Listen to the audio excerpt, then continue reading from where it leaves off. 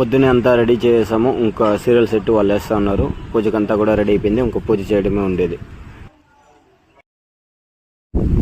దేవుణ్ణి అలంకరించడం అయిపోయింది. తెర కూడా తీయేశారు. ఇంకో పూజ స్టార్ట్ చేస్తారు.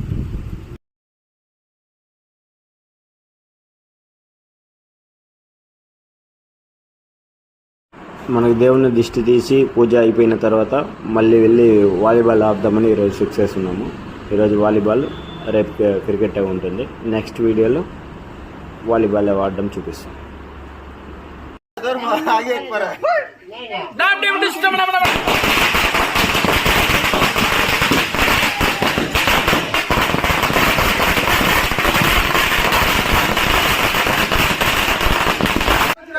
ముందుగా తపస్ డమ్ డమ్